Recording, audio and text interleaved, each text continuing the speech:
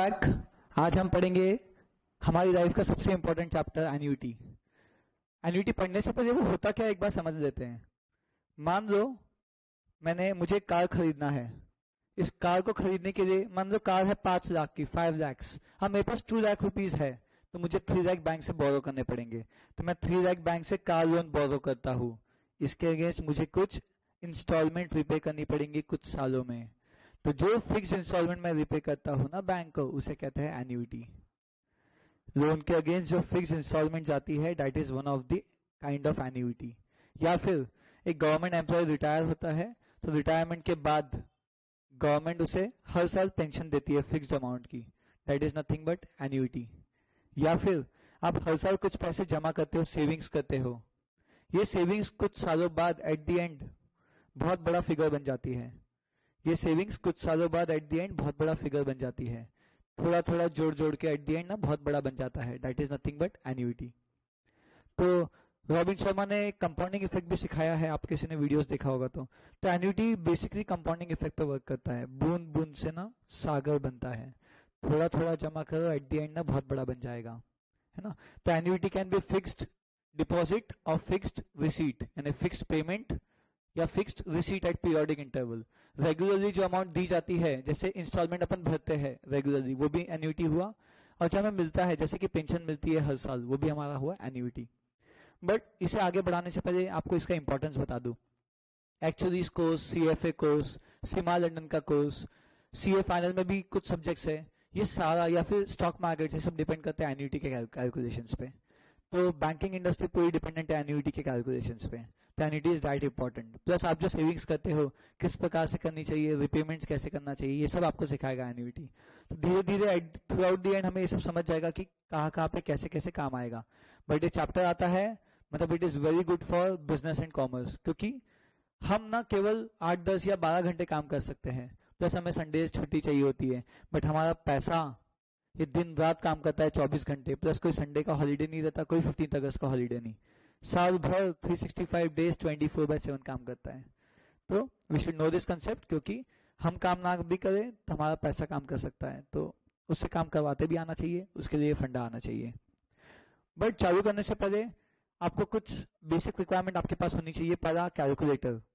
जो आपका कैलकुलेटर है उसमें एक टेस्ट पास होनी चाहिए। ये टेस्ट अगर पास होती है तो आप आगे बढ़ सकते हो इस चैप्टर के साथ, क्योंकि डिफरेंट काइंड्स ऑफ कैलकुलेटर्स आते हैं। बट मैं अपना बेस बना रहा हूँ एक पर्टिकुलर कैलकुलेटर पे। तो पहली टेस्ट है कि जब भी आप कैलकुलेटर पे 1/2 करेंगे, आपके स्क्रीन पे ना 0.5 आ जाना चाहिए। 1/2 करेंगे तो स्क्रीन पे 0.5 आ जाना चाहिए। ये तो बहुत ईजी है, सबको पता होगा। बट अगर 1 दबाया, डिवाइड दबाया, 2 दबाया, इक्वल टू दबाया, 0.5 स्क्रीन पे आ गया। इस इक्वल टू के बाद फिर से और एक इक्वल टू दबाएंगे ना तो 0.25 आ जाना चाहिए। अगर आता है तो वेल एंड गुड, आगे का वीडियो देखिए। अगर नहीं आता है तो वीडियो पॉज करो, मार्केट से नया कैलकुलेटर लाओ जिस पर ऐसा होता हो। तो 1/2 इक्वल के बाद ये और नेक्स्ट इक्वल में ये आना चाहिए। तो इस बेस पे मैंने अपने सारे कैलकुलेशन इस चैप्टर में किया हूँ। दूसरे कैलकुलेटर पे भी आंसर आते हैं दूसरे तरीकों से, बट मैं ये बेस मान के चल रहा हूँ। और सब तरीके कवर नहीं कर सकते क्योंकि there are various kinds of calculators, but 80% calculator में ऐसा होता है ना। और और कुछ कैलकुलेटर्स में नेक्स्ट इक्वल टू के बाद 0.5 आया होगा, चेंज नहीं हुआ होगा, वो लोग वो कैलकुलेटर चेंज कर देंगे। ठीक है, तो ये टेस्ट आपके कैलकुलेटर में होना चाहिए। इसके अलावा आपको सीआई का एक बेसिक फंडा आना चाहिए कि आज मैंने बैंक में 100 रुपीज जमा किया तो वो पैसे एक साल बाद, रेट ऑफ इंटरेस्ट कुछ नहीं बोला इस चैप्टर में, तो 10% अज्यूम करना, हो जाएंगे 110। 100 पे 10% जोड़ोगे तो होते हैं 110। ये 110 और एक साल बाद हो जाएंगे 121। ये 121 और एक साल बाद हो जाएंगे 133.1, है ना। तो आज अगर 100 जमा करूँ तो 3 इयर्स के बाद मुझे इतना मिलेगा, और 3 इयर्स के बाद मुझे इतना चाहिए, तो आज इतना जमा करना है। अब इसके लिए करना क्या है, इसके लिए आपको कुछ बेसिक चीजें देखनी है कि आखिर ये अमाउंट से यहां तक हम पहुंचे कैसे। तो कैलकुलेटर उठाएंगे, उस पर लिखेंगे, कैलकुलेटर पे लिखेंगे हम सभी लोग 100 प्लस 10%। देखो आपके स्क्रीन पे ना 110 आ चुका होगा, आपने 100 में 10% जोड़ा, है ना। 110 आ गया, कुछ भी नहीं करना, उस 110 को लिखे रहने दो, उसमें फिर से प्लस 10% कर दो। 121 आ गया है, लिखे रहने दो, प्लस 10% कर दो, तो आपकी स्क्रीन पे ना 133.10 आ चुका होगा, राइट है। तो इस प्रकार से हम आगे बढ़े। बट अब 133.1 में माइनस 10% करके देखो, इसमें ना माइनस 10% करो, क्या आपको 121 मिलता है? नहीं मिलता। बोलने का मतलब प्लस 10% करते गए तो आप यहाँ पहुंचे, बट इसमें जब माइनस 10% किया तो आपकी स्क्रीन पे 121 नहीं आया होगा। चेक करेंगे सब लोग, 133.1 माइनस 10%, आपकी स्क्रीन पे ना 119.79 कुछ आया होगा, 119.79। तो ये गलत हो गया। इसका मतलब ये मेथड प्लस में वर्क करती है, माइनस में वर्क नहीं करती। इसलिए मैंने एक नया फंडा ढूंढा हूं, हम लोग प्लस माइनस नहीं करेंगे। हम लोग क्या करने वाले हैं, हम लोग यूज करेंगे मेथड इंटू और डिवाइड वाली। कैसे? एक फैक्टर नाम की चीज है, रेट अगर 10% है तो फैक्टर इज 1.10। कैसे आया थोड़ी देर में बताता हूं, फिलहाल फैक्टर 1.10। तो 100 को मल्टीप्लाई करो 1.10 से, देखो तो इक्वल टू दबाओ, 100 मल्टीप्लाइड बाय 1.10 इक्वल टू 110 आपकी स्क्रीन पे आ चुका होगा। ठीक है, ये आ गया स्क्रीन पे, ऐसा आया होगा। इसे फिर से 1.10 से इंटू करो, आपकी स्क्रीन पे ना 121 आया होगा। इसे फिर से 1.10 करो, आपकी स्क्रीन पे ना 133.1 आया होगा। अब ये भी मेथड इंटू में आगे वर्क कर रही है, but what is important is reverse में भी ये मेथड ने वर्क करना चाहिए, मतलब आगे जाते वक्त इंटू किया। अब अगर मैं 133.1 को इसे मैं डिवाइड करूंगा 1.1 से, तो देखो ये आता है क्या, चेक करेंगे सभी लोग। 133.1 डिवाइड बाय 1.10, देखो तो 121 आया है क्या? आया होगा, यस। इसे फिर से डिवाइड बाय 1.10 करो, चेक करो 110 आया है क्या? आया होगा। इसे फिर से डिवाइड बाय 1.10 करो और चेक करो 100 आया है क्या? आया है, यस। इसका मतलब ये मेथड हमारी आगे भी वर्क करती है और पीछे आने में भी वर्क करती है। मीनिंग क्या, 100 जमा किया, 3 साल बाद 133.1 कैसे निकालेंगे, 100 को मल्टीप्लाई करो 1.1 से, ये आ गया, इंटू 1.1 ये, इंटू 1.1 ये, ठीक है। डिवाइड के time divide by 1.1, divide by 1.1, divide by 1.1। But ये जो मेथड है ना, ये थोड़ी लंबी नहीं होगी। 1.1 को 3 बार इंटू करना पड़ा, 1.1 को 3 बार इंटू करना पड़ा, 1 2 3, है ना। तो इसके लिए एक शॉर्टकट है, जब भी कोई चीज को बार बार इंटू करना है ना, उसे कैलकुलेटर पे पहले लिख दो। पहले मतलब अगर मैं कैलकुलेटर पे लिखूंगा for example 2 into 3 equal to दबा के देखो, आपके स्क्रीन पे 6 आ जाएगा। देखो कैलकुलेटर पे 2 इंटू 3, आपके स्क्रीन पे ना 6 आ जाएगा। आया है, 2 इंटू 3 इक्वल टू 6। अब नेक्स्ट इक्वल टू दबाने से पहले सोचो, सिर्फ सोचो, दबाना नहीं। सोचो अगर मैं अगला इक्वल टू दबाता हूं तो मेरे स्क्रीन पे क्या आना चाहिए? वो 18 नहीं होगा, वो 12 होगा। चेक कर लो, it is not 18, it is 12। तो 2 इंटू 3 किया, 6 आ गया। नेक्स्ट इक्वल टू में वो 12 आ चुका है, नेक्स्ट इक्वल टू में वो 12 आया है, ना कि 18। तो कैलकुलेटर क्या करता है, जो आपने फर्स्ट नंबर लिखा है ना, फर्स्ट नंबर, वो इसी फर्स्ट नंबर को ना बार बार इंटू करता है। 2 into 3 equal to 6, next equal to में 12, फिर से देखो नेक्स्ट इक्वल टू में 24 आंसर देगा, क्योंकि उसने ना इसे फिर से 2 से इंटू किया। तो बार बार इंटू 2 इंटू 2 इंटू 2 अगर करना हो तो 2 को पहले लिख दो। ऐसा कैलकुलेटर काम करता है। कौन सा कैलकुलेटर? जिसमें ये टेस्ट सेटिस्फाई होती है, केवल यही वाला कैलकुलेटर, ठीक है। तो मुझे यहाँ पे इंटू 1.1 बार बार करना था, तो देखो मैं क्या करूंगा, 3 बार इंटू करने की जगह मैं करने जा रहा हूँ, बार बार 1.1 को इंटू करने की जगह मैं फर्स्ट लिखूंगा 1.1 इंटू 100। देखो पहले इक्वल टू में 110 आ चुका होगा, आया। अगले इक्वल टू में 121 आ चुका होगा, आया। नेक्स्ट इक्वल टू में ना 133.1 आ चुका होगा, आया है। तो बार बार 1.1 से इंटू करना था, मैंने उसे पहले लिखा, इंटू 100 किया। फर्स्ट इक्वल टू में ये, सेकंड इक्वल टू में ये, थर्ड इक्वल टू में ये। तो इस प्रकार से ये आगे जाते वक्त वर्क किया। रिवर्स में कैसे वर्क करेगा? तो सिमिलरली 133.10 डिवाइड बाय 1.10 करो, इक्वल टू दबाओ। इस केस इंटू के टाइम 1.1 पहले लिखते हैं, बट डिवाइड के टाइम जो नंबर को डिवाइड करना है वो पहले आएगा, डिवाइड बाय 1.1 इक्वल टू, आपके स्क्रीन पर 121 आ जाएगा। नेक्स्ट इक्वल टू दबाओ 110 आ जाएगा, नेक्स्ट इक्वल टू दबाओ 100 आ जाएगा। ये सब हम वैसे कंपाउंड इंटरेस्ट चैप्टर में पढ़ चुके हैं, बट फिर भी एक बार रिवाइज करवाना था कि ये चीजें ना यहाँ पे यूज होने वाली है। आगे जाते टाइम पे 1.1 से इंटू 100 इक्वल इक्वल इक्वल, पीछे आते time this divide by 1.1 equal equal equal. समझ में आया है सभी को? Are you sure? एक बार चेक करेंगे। मुझे बताओ मेरे 100 रुपीज 3 साल बाद कितने बनेंगे एट द रेट ऑफ 12%। अब 12% के लिए ना मेरा फैक्टर हो जाएगा 1.12। 12% के लिए फैक्टर हो जाएगा 1.12। तो क्या करेंगे 1.12 इंटू 100, फर्स्ट इक्वल टू ये आ जाएगा, सेकंड इक्वल टू ये आ जाएगा और थर्ड इक्वल टू में ये आ जाएगा। देखो तो कितना आया है 1.12 into 100, first equal to 112, second equal to 125.44 और थर्ड इक्वल टू में आ जाएगा 140.4928। इंटू में वर्क किया, डिवाइड में भी वर्क करेगा। कैसे? 140.4928 डिवाइड बाय 1.12 डिवाइड बाय 1.12, पहला इक्वल टू, दूसरा इक्वल टू, तीसरा इक्वल टू। आपके स्क्रीन पे ना 100 आ चुका होगा। तो क्या हुआ है, आगे जाते टाइम इंटू करना होता है फैक्टर से, पीछे आते टाइम डिवाइड करना होता है। तो मैंने आपको एक नई चीज बताया, क्या फैक्टर क्या होते हैं। क्या होते हैं फैक्टर? ये factor corresponds to a weight. तो एक लिस्ट बनाएंगे हम लोग, हमारा वेट और factor. Weight 10%, factor is 1.10। Weight 12%, factor is 1.12। ये फैक्टर नाम अपन ने दिया है, वैसे सीए फाइनल में ये नाम यूज होता है इसलिए यही नाम रखा मैंने इस बार। हालांकि फाउंडेशन वगैरह की बुक में ये नाम दिया नहीं है। 15% के लिए फैक्टर इज 1.15, 5% के लिए फैक्टर 1.05। और किसी को दिक्कत हो तो फैक्टर कैसे निकालना चेक कर लो। फैक्टर इज इक्वल टू जो भी वेट दिया होगा उसे डिवाइड बाय 100 करना प्लस 1 करना। देखो कितना आ गया। वेट अगर 10 है तो 10 बाय 100, 0.1 प्लस 1 1.10। इस प्रकार से हमारा फैक्टर आ जाएगा। अब फैक्टर होता क्या है, व्हाट इज फैक्टर?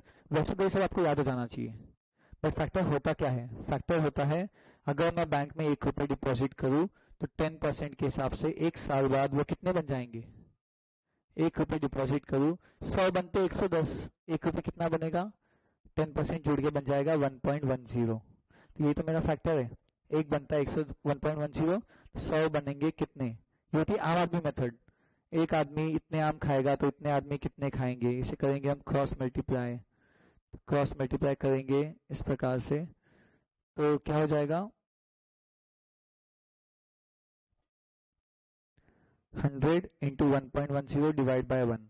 अब डिवाइड बाय 1 का कोई सिग्निफिकेंस नहीं है। इन शॉर्ट मैंने 100 को 1.1 से इंटू किया, तो 1.1 से इंटू किया ना, वही तो कर रहा था मैं जब से, 1.1 से इंटू। तो यहाँ पे भी 1.1 से इंटू करने से हुआ क्या है, 1.1 से इंटू करने से मेरा 1 रुपये बन गया 1.1। 1 रुपये बनता है 1.1, तो 100 बनेंगे कितने, वो इक्वेशन मैंने लगा दिया। तो 100 को 1 से इंटू किया 100 रहेगा, बट 100 को 1.10 से इंटू किया तो 10% से बढ़ जाएगा, क्योंकि 1 रुपये में 10% जोड़ेंगे। करके देखो 1 plus 10%, 1 plus 10% is nothing but 1.10। तो 1.10 हमारा फैक्टर है करेस्पॉन्डिंग टू दिस रेट। ठीक है, तो हम इंटू करते हैं 1.10 को 100 से बार बार आगे लेके जाने के लिए। एक सैंपल प्रॉब्लम करके देखेंगे हमारा क्वेश्चन बन रहा है क्या। मुझे बताओ मेरे 100 रुपीज 5 इयर्स के बाद 15% से कितने बन जाएंगे। तो आज के 100 अगर मैं बैंक में 100 डिपॉजिट करता हूँ तो 5 साल बाद कितने बनेंगे वो मुझे निकालना है। तो मुझे क्या करना है, इसे 15% ऐड करना है 5 बार। 15% ऐड करना मतलब 15 का फैक्टर से मल्टीप्लाई करूंगा 1.15 से। कैसे, 1.15 इंटू 100 और इक्वल टू का बटन दबाऊंगा मैं 5 बार, आ जाएगा मेरा आंसर। चेक करेंगे कैसे, 1.15 इंटू 100, 1 2 3 4 5, तो आंसर आ गया 201.1357। तो अगर मैं बैंक में 100 जमा करता हूँ तो after 5 years it will become 201 at the rate of 15%। ठीक है, इस प्रकार मैंने फैक्टर का यूज किया। फैक्टर समझा हो तो बहुत अच्छी बात, हम आगे बढ़ सकते हैं। नहीं समझा हो तो एक बार देख लीजिए अच्छे से, क्योंकि इसे समझे बिना हम एन्युटी नहीं पढ़ पाएंगे। और नहीं भी तो आप याद रख सकते हो, पैसों को आगे बढ़ाना है, आज के पैसे फ्यूचर में कितने, तो फैक्टर से इंटू करते हैं 100 को, इक्वल टू दबेगा 5 बार तो ये अमाउंट आ जाएगी। और बैंक में क्या जमा करूँ जो कि 6 इयर्स के बाद 14% से 590 बन जाए, तो ये कैसे निकालूंगा मैं कि फ्यूचर के पैसे दिया है, आज के चाहिए, फ्यूचर से प्रेजेंट पे आना है तो डिवाइड करते, प्रेजेंट से फ्यूचर जाते टाइम पे इंटू करते हैं। तो इस बार मैं क्या करने वाला हूँ, डिवाइड कैसे, 590 डिवाइड बाय 1.14, 14 क्यों, 15 का 1.15, 12 का 1.12, बताओ 14 का क्या होगा 1.14, तो 14% का फैक्टर हुआ 1.14, दिस डिवाइड बाय 1.14, कितना पीछे आना है 6 साल पीछे, 1 2 3 4 5 6, तो इक्वल टू दबेगा हमारा 6 टाइम्स, चेक करेंगे 590 डिवाइड बाय 1.14, 590 डिवाइड बाय 1.14, 1 2 3 4 5 6, आपके स्क्रीन पे आ चुका होगा 268.79। इसका मीनिंग है अगर इतने बैंक में जमा करूंगा तो 6 इयर्स के बाद 14% से इतने हो जाएंगे। तो आगे जाते टाइम पे इंटू किया, पीछे का निकालते टाइम पे डिवाइड किया, समझा है सभी को। बस आगे जब जाना था तो फैक्टर पहले लिखा, इंटू 100 किया 5 बार इक्वल टू, क्योंकि 5 साल थे। पीछे आते टाइम पे अमाउंट पहले लिखा, divide by factor equal to दबाया 6 बार, तो 6 साल पीछे आ गया। Is that okay? किसी को डाउट होगा तो मैं अपना फैक्टर निकालने वाला वीडियो भी साथ में अपलोड कर दूंगा, जिसमें ये समझेगा कि फैक्टर आखिर निकालना कैसे, उसमें फैक्टर्स के कैलकुलेशन बहुत डिटेल में दिए हैं कंपाउंड इंटरेस्ट को लेते हुए, तो वो भी आप एक बार जरूर रेफर करें अगर आपको इसमें कोई भी डाउट गया हो। बट फिलहाल आगे बढ़ने के लिए हमें 2 चीज पता होनी चाहिए। पहली चीज है कि हमें प्रेजेंट से फ्यूचर पे जाना है, यानी आज के पैसे फ्यूचर में कितने बनेंगे ये जानने के लिए हमें क्या करना होता है, फैक्टर से इंटू, कितने बार, जितने साल आगे जाना है, फैक्टर को पहले लिखना, इंटू आज का प्रिंसिपल, इक्वल इक्वल दबाते जाना तो आपका अमाउंट आ जाएगा। और दूसरा, फ्यूचर के पैसे दिए हैं, क्या बनेंगे फ्यूचर, कौन बनेगा फ्यूचर वैल्यू, फ्यूचर से प्रेजेंट पे आना है तो डिवाइड करना होता है फैक्टर से, future divide by factor equal equal उतने बार जितने बार पीछे आना है, तो आ जाएगा आपका प्रेजेंट वैल्यू यानी आज का प्रिंसिपल। आज जो बैंक में जमा करते हैं उसे कहते हैं प्रिंसिपल या तो प्रेजेंट वैल्यू, फ्यूचर में जो बैंक से मिलेगा उसे कहते हैं अमाउंट या तो फ्यूचर वैल्यू, ठीक है। और इन्हीं के बीच में आएगा हमारा एन्युइटी। आई होप आपको ये फैक्टर का कंसेप्ट समझा हो, इतना इंपॉर्टेंट था आगे जाने के लिए इंटू, पीछे आने के लिए डिवाइड, ये याद रहेगा। ये आ गया तो पूरा एन्युइटी समझ जाएगा, ये नहीं आया तो एन्युइटी समझने में दिक्कत होगी। शॉर्ट में आगे जाते टाइम इंटू, पीछे आते टाइम पे डिवाइड। आगे इंटू कैसे, 1.1 into 100 equal equal equal, this divide by 1.1 equal equal equal, फिर से देखना 1.1 into 100 equal equal equal, 133.1 divide by 1.1 equal equal equal, ठीक है। 10% का फैक्टर 1.1, अच्छा 7 का फैक्टर क्या हो जाएगा, 7% का 1.07, वेरी नाइस वेरी नाइस। 20% का 1.20, वेरी नाइस वेरी नाइस। और 18% का 1.18, वेरी नाइस वेरी नाइस। 3% का 1.03, 30 नहीं, 30 तो 30 का हो गया, 1.03, बहुत बढ़िया। और किसी को दिक्कत हो फैक्टर निकालने में तो ये नोट करके रखो, formula factor is rate divide by 100 plus 1, 3 divide by 100 plus 1 आ जाएगा आपका फैक्टर आपके कदमों पे, ठीक है। तो ये था all about factor in short. Detail में जानना हो तो और एक वीडियो होगा स्पेसिफिकली फैक्टर निकालने पे, ठीक है। तो बढ़ेंगे हम लोग आगे टुवर्ड्स एन्युइटी। अब चालू होता है हमारा असली चैप्टर एन्युइटी। तो ये सबसे पहले हमारी टाइम लाइन 0 1 2 3 4, ये है हमारे 4 साल, ठीक है।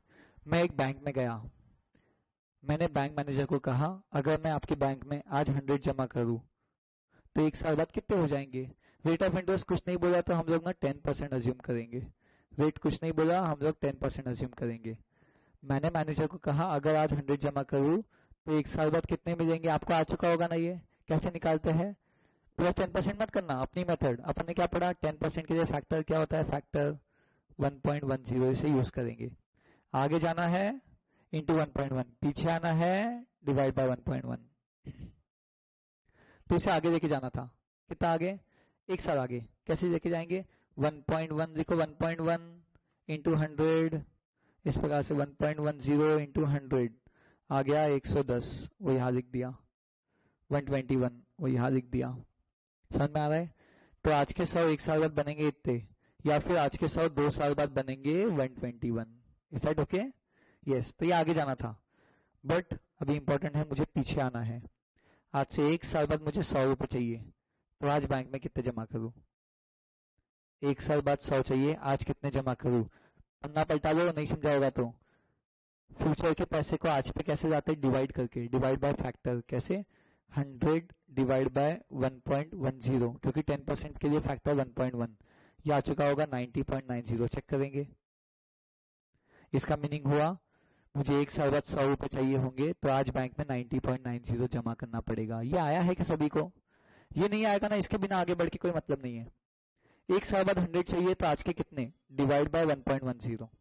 क्यों, पीछे बताया ना इतने बार, फिर से एक बार वीडियो देखो और फिर आगे बढ़ो, या फिर फैक्टर्स का अलग से एक और वीडियो अपलोडेड है वो देखिए। 1 साल बाद के 100, आज के कितने, 90.90। तो 1 साल बाद आपको 100 चाहिए होंगे, तो आज इतने जमा करने पड़ेंगे। कैसे निकालते, इसे बेसिकली पीछे लाना है। 2 चीज तो याद रखना है बेटा, पीछे आते टाइम पे divide by 1.1 equal equal equal, आगे जाते टाइम पे factor into 100 equal equal equal, that's it. पीछे आना है, डिवाइड बाय 1.1, इतना आ जाएगा आपकी स्क्रीन पे। इसे इंटू करेंगे 1.1 से ये आएगा, डिवाइड बाय 1.1 ये, into 1.1 divide by 1.1, that's it. तो ये इस प्रकार से मैंने किया हूँ। मैनेजर को पूछा अगर मुझे 1 साल बाद 100 चाहिए होंगे तो आज बैंक में कितने जमा करूँ। उनका जवाब आया 90.90 रुपीज। फिर मैंने पूछा इस पर आप निकालेंगे। मैं बैंक में गया, मैंने मैनेजर को कहा मुझे 1 साल बाद 100 रुपीज की जरूरत है, आज बैंक में कितने जमा करूँ।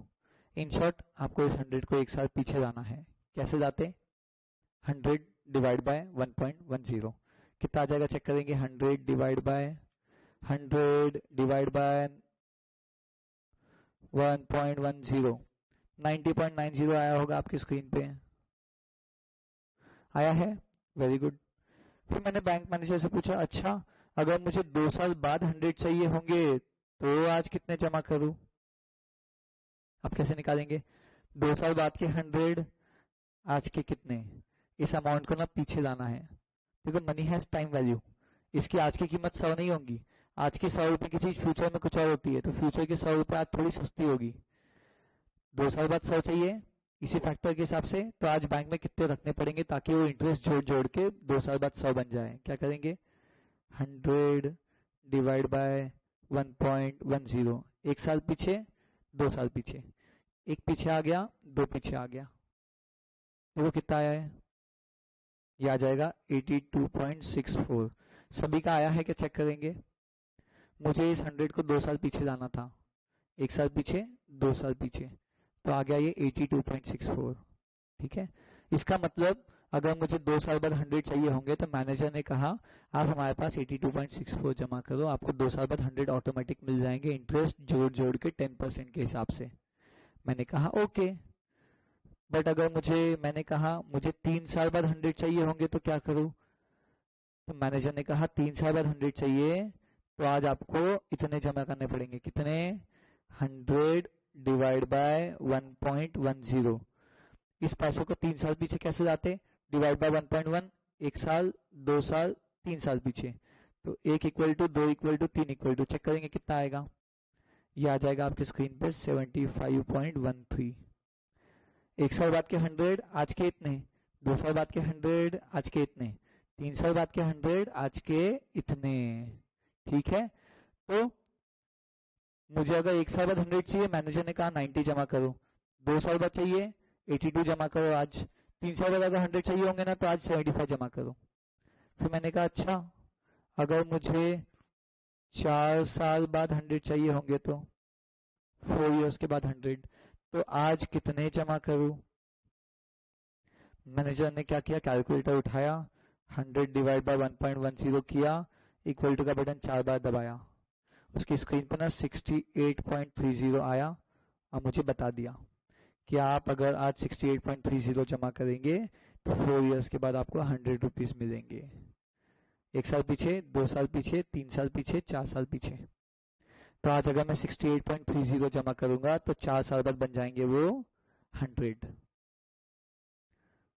क्या आपको समझ रहा है? 1 साल बाद 100 चाहिए होंगे तो 90 जमा करने पड़ेंगे, 2 साल बाद 100 चाहिए होंगे तो 82 जमा करने पड़ेंगे, 3 साल बाद 100 चाहिए होंगे तो 75 जमा करने पड़ेंगे, और 4 साल बाद 100 चाहिए होंगे तो 68 जमा करने पड़ेंगे। तो उसने कहा क्या कब चाहिए आपको 100? पहले साल, दूसरे साल, तीसरे या चौथे? मैंने कहा मुझे चारों साल 100 चाहिए, चारों स्कीम एक साथ पैक करके दे दो। मुझे चारों साल 100 चाहिए, चारों स्कीम एक साथ पैक करके दे दो। तो मैनेजर ने चारों स्कीम्स एक साथ पैक करके मुझे दे दिया, चारों स्कीम्स एक साथ। अब ये चारों का टोटल कितना आता है चेक करेंगे, करेंगे सब लोग 90.9। अब तो हमने कैलकुलेटर्स पे करेंगे 90.9 प्लस 82.64 प्लस 75.13 प्लस 68.3, आपकी स्क्रीन पर आ चुका होगा 316.97 या 98, राउंडिंग ऑफ का डिफरेंस है, डजंट मैटर नाउ। तो हुआ क्या है यहाँ पे, मुझे चारों साल 100 चाहिए थे। इस साल के लिए ये जमा करना है, इस साल के लिए ये, इस साल के लिए ये, और इस साल के लिए जमा ये करना पड़ेगा। तो अगर चारों साल एक साथ 100 चाहिए तो चारों 100 के लिए एक एक अमाउंट जमा करो। तो मैंने बैंक में जाके ना 316.97 जमा कर दिया, मैंने बैंक में जाके 316.97 जमा कर दिया। अब इसके अगेंस्ट मुझे 1 साल बाद घर पे 100 रुपीज पोस्ट से आ जाएंगे, 2 साल बाद 100 आ जाएंगे, 3 साल बाद 100 आ जाएंगे, 4 साल बाद 100 आ जाएंगे। तो 100 मुझे 4 बार आए, जमा मैंने इतने किया। कुछ समझ में आ रहा है क्या हुआ? 4 डिफरेंट CI के क्वेश्चन, ये आज के कितने, ये आज के कितने, ये आज के कितने, और ये आज के कितने, चारों स्कीम एक साथ खरीदा, टोटल पैसे जमा किया 316। 316 में कौन है? ये चारों है। तो इसके अगेंस्ट यहाँ 100 मिले, इसके अगेंस्ट यहाँ 100 मिले, इसके अगेंस्ट यहाँ 100, और इसके अगेंस्ट यहाँ 100। तो अल्टीमेटली हुआ क्या, मुझे अगर चारों साल 100 चाहिए थे तो मैंने यहाँ पे 316.97 बैंक में जमा कर दिया। अब मुझे चारों साल 100 घर पे आए। तो चारों साल जो फिक्स पेमेंट आई ना, 100 fixed payment I, in fix payments को कहते हैं एन्युटी। इस गिवन केस में ये सारे 100 को कहते हैं एन्युटी। और ये जो 316.97 है ना, सारे एन्युटी को मैं पीछे लाया, पीछे लाना मतलब प्रेजेंट पे लाना, इसे कहते हैं प्रेजेंट वैल्यू ऑफ एन्युटी। इस 100 को कहते हैं एन्युटी, इन सारे एन्युटी को पीछे लाया, उसे कहते हैं प्रेजेंट वैल्यू ऑफ एन्युटी। ठीक है, तो ये था हमारा प्रेजेंट वैल्यू ऑफ एन्युटी। अब इसमें 2 केस होते हैं। पहला, अगर मैं बैंक में 316 जमा करूंगा, अगर 316 जमा किया तो मुझे चारों साल 100 मिलेंगे। और अगर आज मैंने बैंक से 316 लोन लिया 316 का, तो मुझे 100 देना पड़ेगा। दोनों चीजें है बेटा, दोनों चीजें। आज 316 लो, 100 दो, आज 316 दो, 100 लो। आज देंगे तो फ्यूचर में मिलेगा, आज लेंगे तो फ्यूचर में देना पड़ेगा, बोथ केसेस। तो ये काम होता है 100 कब लेते हैं? लोन के टाइम पे, और इंस्टॉलमेंट देना होता है। और आज अगर आप डिपॉजिट करोगे 316 तो आपको मिलेगा पेंशन 100। तो बोथ केसेस में काम आता है। तो एन्युटी इज फिक्स पेमेंट या फिर फिक्स रिसीट। फिक्स मतलब 100 एक साथ हर साल के, या हर साल के, या दो या लो, both cases. Is that okay? तो ये था हमारा प्रेजेंट वैल्यू ऑफ एन्युटी। इसी था एकदम। बट अब इसे यूज कैसे करना, इसे यूज कैसे करना वो देखिए। उसके लिए मैं एक और बार आपको समझाने के लिए फिर से ग्राफ बनाऊंगा, तो जिसको नहीं भी समझा होगा फर्स्ट टाइम में, अब सेकंड टाइम में समझ जाएगा। हमेशा मैं क्या करता हूँ, मैं ना हमेशा कैलकुलेशन ना 1 रुपए के हिसाब से करूंगा। 1 रुपए क्यों? क्योंकि ना जितने भी टेबल्स बनते हैं लाइफ में, या जितने भी कोर्सेज में एन्युटी कंसेप्ट यूज होता है, वो सब 1 रुपए के बेस पर ना आपको आंसर्स देता है, या यूज करने बोलता है, बाद में अपन आखिरी में उसे बढ़ा देते हैं। तो पहले हम निकालेंगे 1 रुपए के लिए, ना कि 100 के लिए। ऐसा क्यों कर रहे हैं आपको समझ जाएगा जब आप प्रॉब्लम्स को सॉल्व करेंगे, ठीक है। तो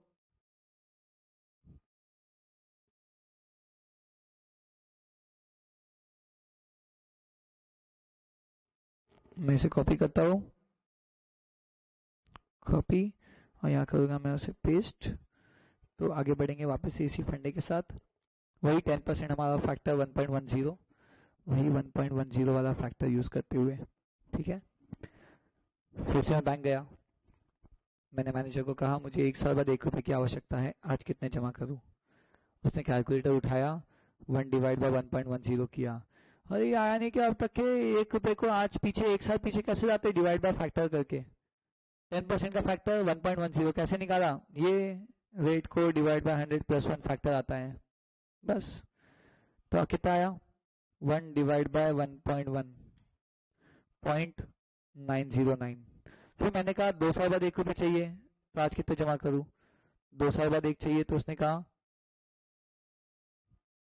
1 डिवाइड बाय 1.1 इक्वल 2 बार। ये आ गया था मेरे स्क्रीन पे 0.826। 3 साल बाद 1 चाहिए, तो आज कितने, 1 डिवाइड बाय 1.1 इक्वल 3 बार, आपके स्क्रीन पे आ जाएगा 0.751। और 4 साल बाद 1 रुपए चाहिए, तो 1 डिवाइड बाय 1.1 इक्वल 4 बार पीछे जाना है, इसे 4 बार, आपके स्क्रीन पे आ जाएगा 0.683। अब आपको करनी है इन सभी की टोटल, जो कि आ जाएंगे 3.1698।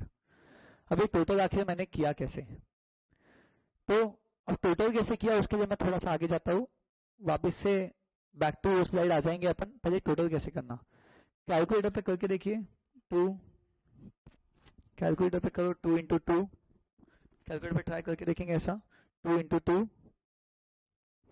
प्लस 3 इंटू 3 कितना आता है बताओ, 21 आया, 21 नहीं आएगा, इसका आंसर आता है 13।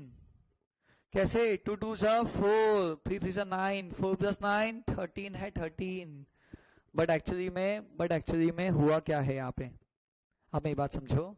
आपने जब कैलकुलेटर पे 2 इंटू 2 किया उसने 4 कर दिया, जैसे प्लस 3 किया उसने 4 प्लस 3 7 कर दिया, 7 3 से 21 बताया। तो ऐसे केसेस को कैलकुलेटर पे कैसे सॉल्व करते हैं, देखो 2 इंटू 2 का आंसर 4 को ऐड करना है ना, उसे एम प्लस कर दो, 2 इंटू 2 को ऐड करना है एम प्लस कर दो, फिर 3 इंटू 3 को ऐड करना है एम प्लस कर दो। ये दोनों ऐड हो चुके हैं, जो ऐड हुआ है इसका मीनिंग है अपन कैलकुलेटर को कह रहे हैं 2 इंटू 2 मेमोरी में जाके ऐड कर दो, 3 इंटू 3 M4 मेमोरी में जाके ऐड कर दो। अब जो ऐड किया उसे बुलाना कैसे, मेमोरी रिकॉल। जैसे आप MRC का बटन दबाएंगे आपके स्क्रीन पे ना आंसर 13 आ चुका होगा, ठीक है, आपके स्क्रीन पे ना आंसर 13 आ चुका होगा। तो कैलकुलेटर ने क्या किया, 2 into 2 M plus 3 into 3 M plus MRC दबाने के बाद इन दोनों का सम कर दिया। तो इसे हम डायरेक्ट नहीं कर सकते कैलकुलेटर पे, 2 into 2 M plus 3 into 3 M plus और MRC करना 13 आ जाएगा। तो ये तरीका है कैलकुलेटर को यूज करने का। बट अब ऑन का बटन दबा दो, अब ऑन दबाने के बाद देखो क्या आपके स्क्रीन पे जो कैलकुलेटर की स्क्रीन है, क्या उस पर यहाँ पे एम लिखा हुआ है, एम लिखा हुआ है मतलब इसके पास पुराना आंसर सेव है। तो आप फिर से ये कैलकुलेशन करेंगे ना, आपकी बार आंसर 13 नहीं 26 आएगा, क्योंकि अभी का 13 और पुराना 13। तो ये जब भी एम लिखा होता है ना, तो इसे हटाते कैसे हैं एम को, इसे रिफ्रेश करना होता है, नहीं तो क्या होगा पुराना आंसर ऐड होता जाएगा, आपके सारे कैलकुलेशंस ना गलत हो जाएंगे। तो इस एम को कैसे हटाते, 2 बार MRC का बटन दबा के, MRC का बटन 2 बार दबा दो, ये एम यहाँ से गायब हो जाएगा।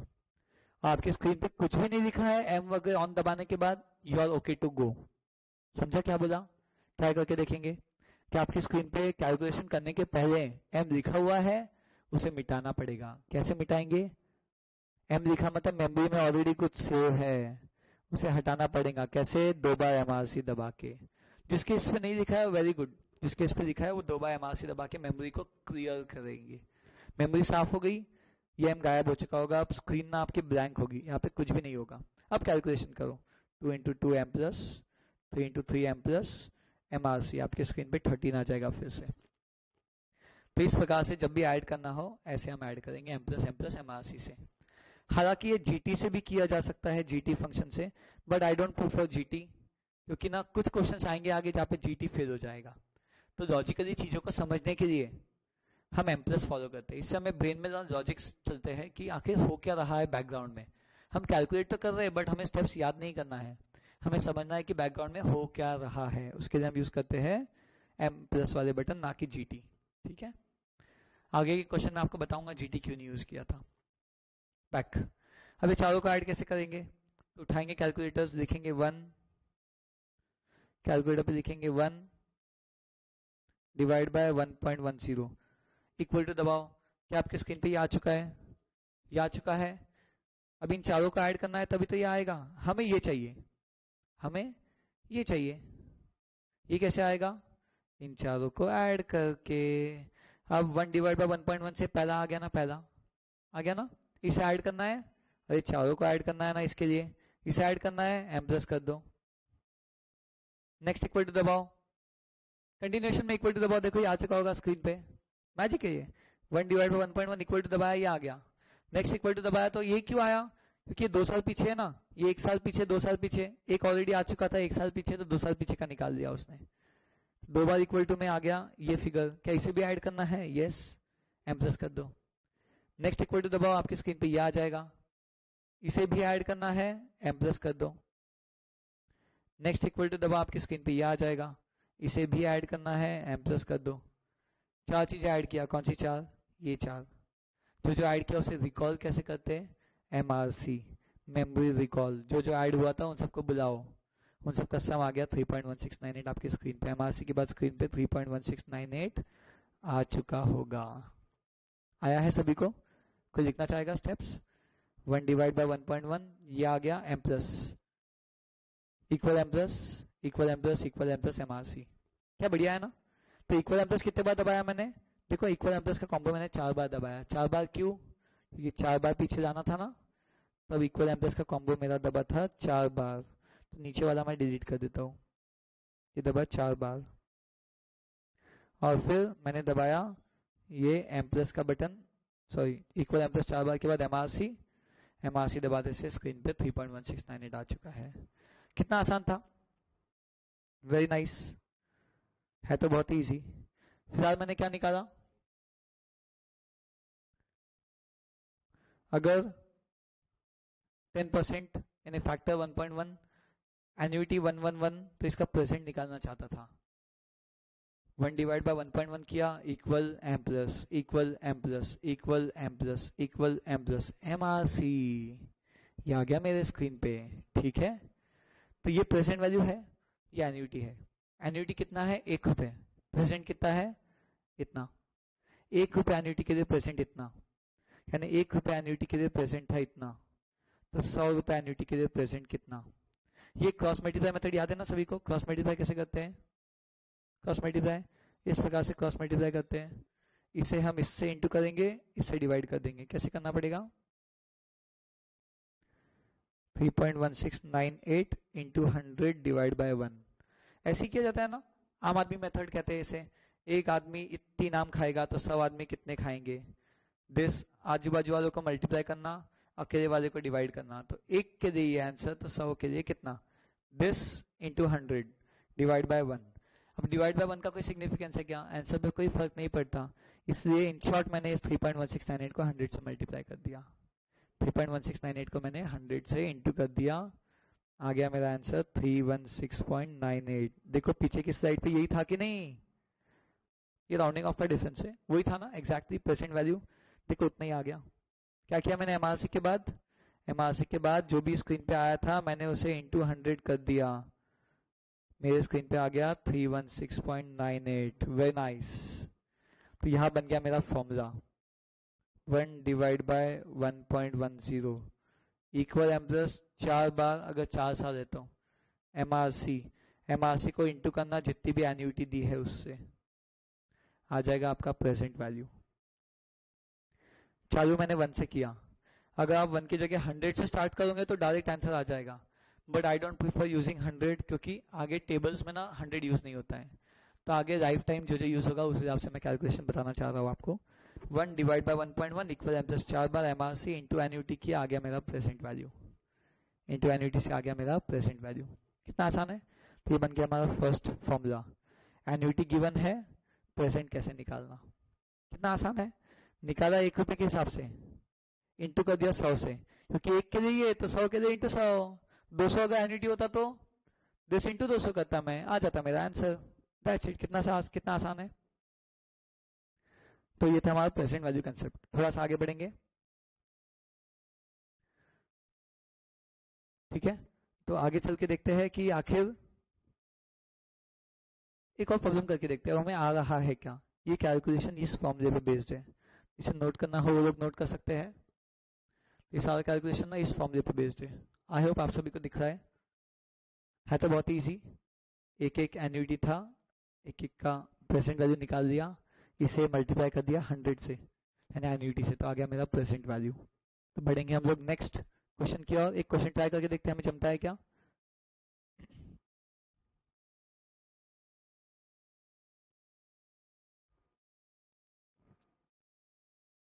अब मान लो 5 इयर्स है, अब मेरा एन्युटी है, annuity given to me is 200। Annuity दिया है मुझे 200, अब प्रेजेंट वैल्यू ना पूछा है। क्या करता हूं मैं, सारे 1 रुपए को आज पे लेके आता हूं। आज पे कैसे लाते हैं, आज पे कैसे लाएंगे, और इन सबका टोटल चाहता हूं मैं, सबका टोटल चाहता हूं,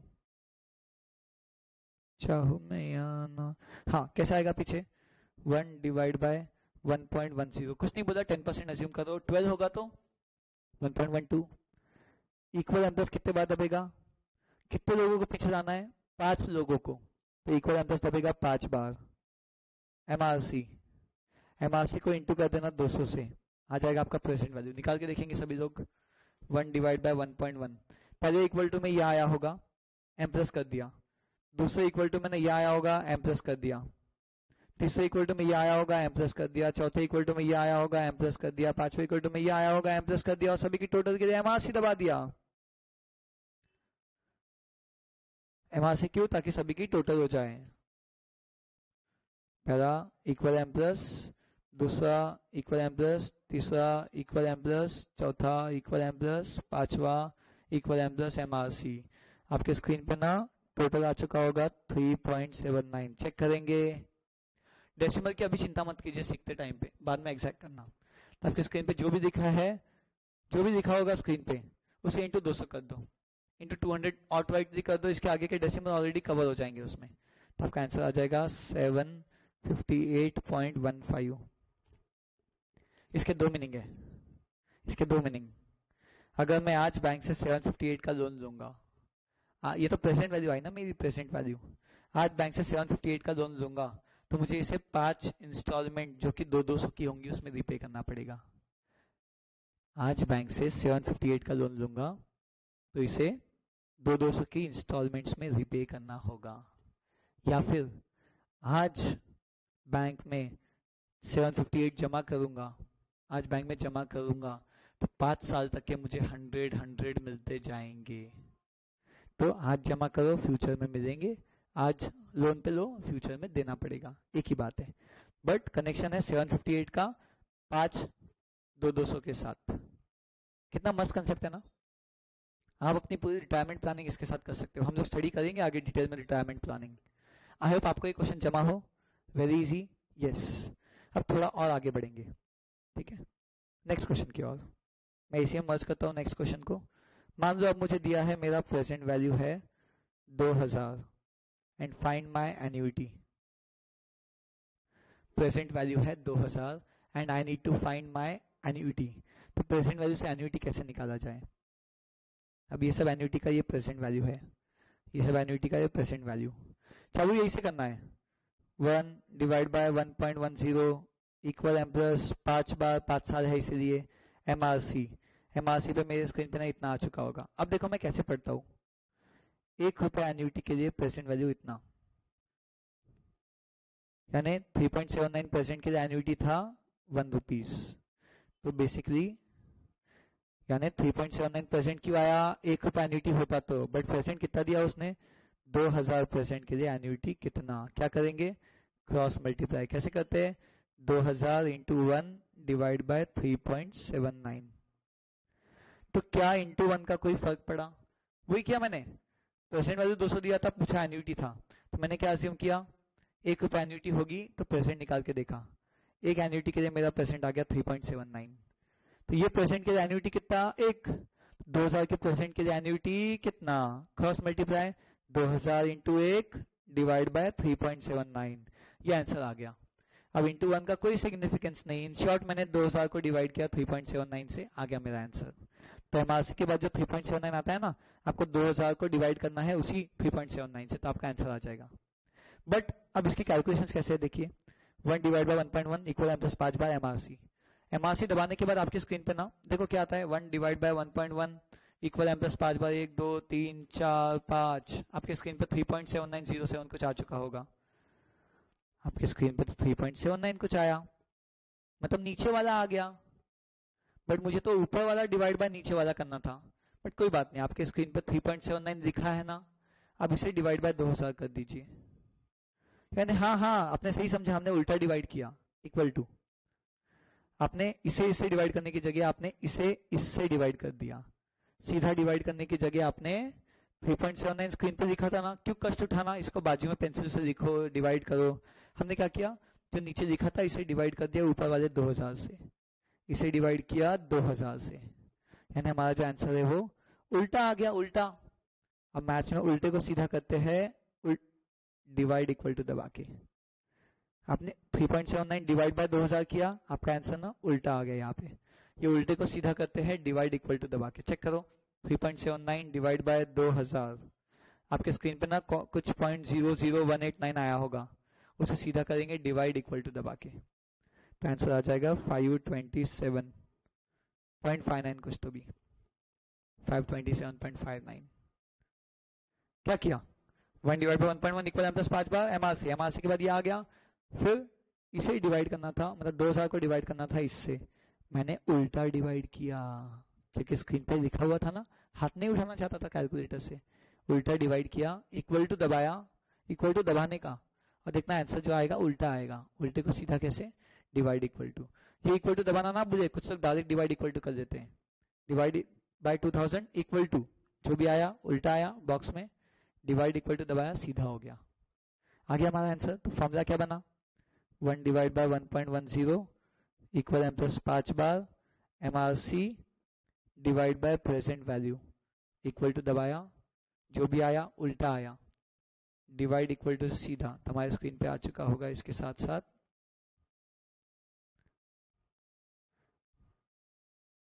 एन्युटी। अब रहा सवाल कि डिवाइड इक्वल टू से आखिर आंसर सी उल्टा कैसे हुआ, तो ये मैं आपको बताना चाहूंगा। पहले आप कुछ कॉपी करना चाहते हो तो कर सकते हो, 1 divide by 1.1 equal m plus 5 बार MRC divide by PV equal to, जो आया उल्टा आया, डिवाइड इक्वल टू से सीधा आ गया हमारा एन्युटी। 2 का उल्टा क्या होता है, 2 का 2 यानी 2/1, इसका उल्टा क्या होता है, उल्टा 1/2, उल्टा क्या होता है 1/2, यानी कि 0.5 इसका उल्टा होता है। देखो कैलकुलेटर पे 2 और डिवाइड इक्वल टू दबा दो, देखो 2 डिवाइड इक्वल टू, देखो स्क्रीन पे 0.5 आ जाएगा, हो गया ना उल्टा। फिर से एक बार 5 यानी 1/5, 1/5 का उल्टा क्या होता है, इसका उल्टा 1/5, मतलब 5/1 का उल्टा 1/5, 1/5 मतलब देखो कितना आता है, 0.2 आएगा आपकी स्क्रीन पे, है ना। तो उल्टा करके देखते, लिखने का 5 और डिवाइड इक्वल टू दबा देना, देखो 5 डिवाइड इक्वल टू दबाने से 0.2 आया क्या, यस, यानी कैलकुलेटर क्या करता है, इस 5 को 1/5 करने के लिए डिवाइड इक्वल टू दबा दो, उल्टा हो जाता है। कौन सा कैलकुलेटर, ये वाला कैलकुलेटर, ये वाला कैलकुलेटर, ठीक है। कितना आसान है कंसेप्ट, 2 डिवाइड इक्वल टू 0.5। तो यहाँ भी डिवाइड ऐसा करना था, मैंने उल्टा डिवाइड किया, इसलिए डिवाइड इक्वल टू से एन्युटी निकाल दिया।